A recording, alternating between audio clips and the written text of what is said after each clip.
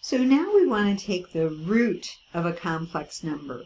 So think about having like, the cubed root of z, where z is our complex number. You could write that as z to the 1/3 power. And because you can write it with a rational exponent, you can use de Moivre's theorem, okay? Now there is a little bit different form here though.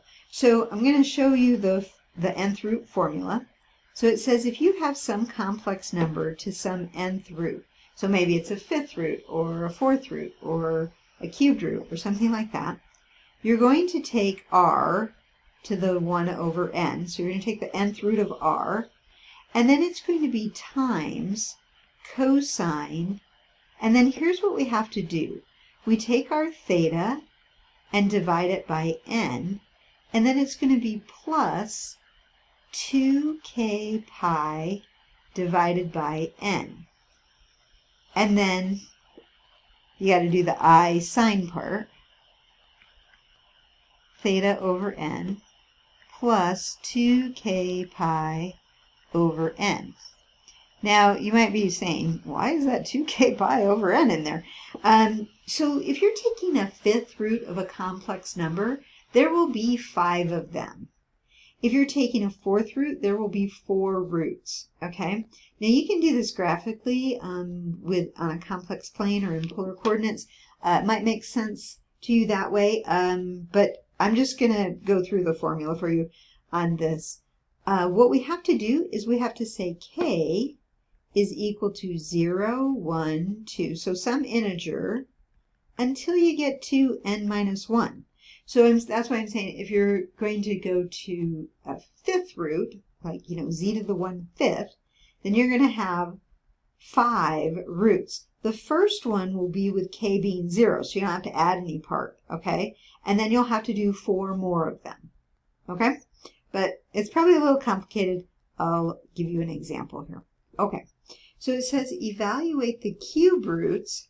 So cube roots, there's going to be 3 of them, of z, and z equals 8 cosine 2 pi over 3 plus, I sine 2 pi over 3. Okay, so we're going to say z to the 1/3 power is going to equal 8 to the 1/3 power.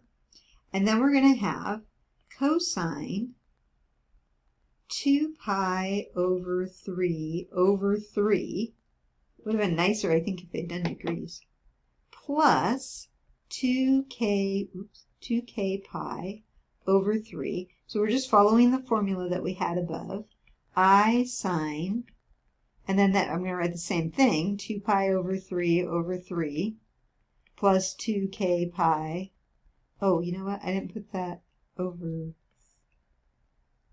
No, I did put it over 3. Sorry. I'm getting too many 3's here. Get that out of there. Now, where did I leave off? Okay, so I had 2k pi over 3. That's my n. That's n right there. Okay? All right, so it's a little confusing on that. The 8 to the 1/3, you could write that as the cubed root of 8. That would be fine. We know what that is. We'll figure that out. Okay, then we can simplify this to 2 pi over 9. So think about multiplying by the reciprocal, plus 2k pi over 3, which I don't know if I like it that way, but, oh, I forgot the word cosine. Darn it. Okay, let me erase that. Cosine 2 pi over 9 plus 2k pi over 3 plus I sine 2 pi over 9 plus 2k pi over 3. Okay, so that's the formula. First, let k be 0. Whoops, there's a missing k there. Okay, let k be 0. So then that's going to give us 2, because the cubed root of 8 is 2. And then this is going to be cosine 2 pi over 9 plus I sine 2 pi over 9, like that. Okay, so that's the first one. I can put a box around that. There's one of the roots. Okay, Now we have to do the next root. Okay. It's going to be 2 cosine.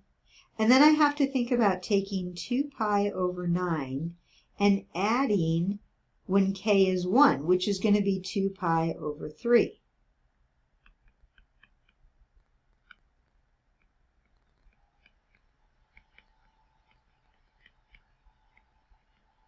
Okay, to do that, then, you're going to have to get a common denominator in there. So it's going to be 6 and 2 is going to be 8. So it's going to be 8 pi over 9.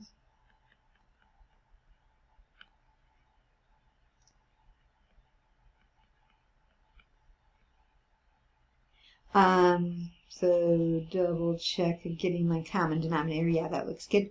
And let me put a box around that one. So that'll be the second one. So it's a cubed root, so we have to do till we get 3 of them. So we're going to when k is 2. K is 0, k is 1, k is 2. Okay, so now our last one. I don't know how you want to write it. I can make this 2 pi over 9 plus, and now my k is going to be 2. So it's going to be 4 pi over 3.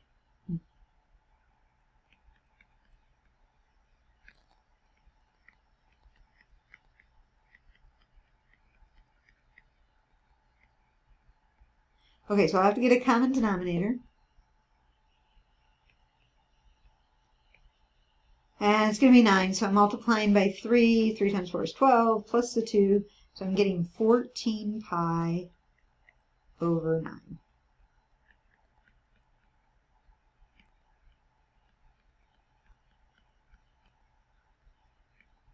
And then that would be the third root. So you found all 3.